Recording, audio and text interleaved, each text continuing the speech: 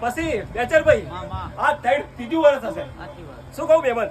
હે આ ત્રીજું વર્ષ હશે. આ ત્રીજા વર્ષે હું ધૂણવા આવ્યો છું. હે એ વર્ષે બોલી હતી, ગયા વર્ષે બોલી હતી કે આવતા વર્ષે અંધીના ડબલ ના લાવ તો મારું નો ચોપડી લઈ લા. ભણતર ગણતરની ભણતર